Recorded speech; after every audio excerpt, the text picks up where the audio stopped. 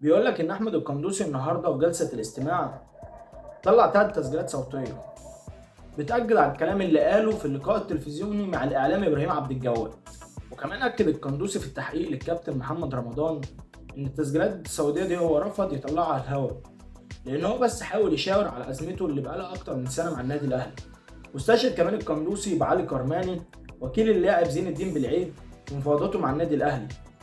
واتصل الكابتن محمد رمضان بعد الكلام اللي اتقال ده بعلي كرماني عبر فيديو كونفرنس، واكد كرماني ان الامور ما كانتش ماشيه في نطاقها الطبيعي مع النادي الاهلي، وان المفاوضات اتسمت بعدم الاحترافيه والاصرار على وكلاء بعينهم. وطبعا الوكلاء اللي اتذكر اساميهم هم يحيى علي واحمد يحيى. وكشف القندوسي خلال التحقيقات ان الاثنين الوكلاء اللي اتذكر اسمائهم رفعوا عليه دعوى لدهور في فض المنازعات بالفيفا للحصول على $100,000 بعد اعارته من النادي الاهلي لنادي سيراميكا كليوباترا. واكد القندوسي ان الاثنين وكلاء دول اخدوا $350,000 من النادي الاهلي واخدوا منه $100,000، غير ان هم عملوا عقد معاه ان هم هياخدوا $100,000 كل سنه من عقده مع الاهلي.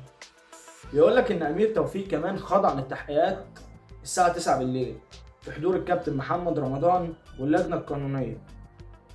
بيقول لك ان امير توفيق قدم مستندات لمسؤولي النادي الاهلي ان اصلا علي كرماني ما كانش طرف في المفاوضات.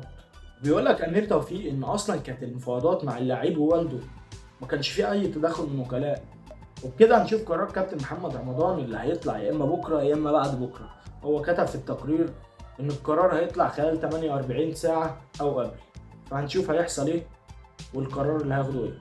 طلع علينا بقى اللاعب زين الدين بالعيد بستوري على الانستجرام غريبه، ما انتش عارف مين الصح ومين الغلط. تعالوا نسمعه هو قال ايه او نسمعه ايه المكتوب.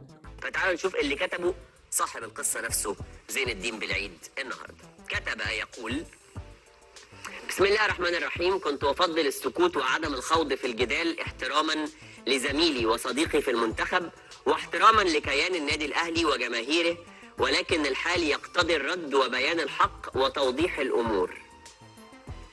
تمام؟ يبقى هو كده موجه الرسالة. الأول بيقول إنه عايز يوضح رغم إنه ما كانش عايز يتكلم علشان يحترم زميله وصديقه أحمد قندوسي احتراما للأهلي اللي اتهم طرف من أطرافه بالشكل ده وجماهيره اللي هم متابعين. قال لك إن لازم بقى أوضح: النادي الأهلي لم يفرض علي أي وكيل، وأنا من اخترت وفوضت من يمثلني. يعني هنا بينفي نفيا قاطعا ما قاله قندوسي. المفاوضات مع أمير توفيق صارت باحترافية وهو شخص محترم. عدم إمضائي للنادي الأهلي كان قرارا شخصيا لأنني فضلت الاحتراف في أوروبا، ولم يكن بسبب أزمة الوكلاء مثل ما يشاع. بعض الوكلاء تريد الاصطياد في المياه العكرة وإقحام اسمي في مشاكلهم. وبكده نكون خلصنا الفيديو بتاعنا. هنستنى نشوف ايه القرار اللي هيتاخد وهنيجي نقول لكم. يلا سلام.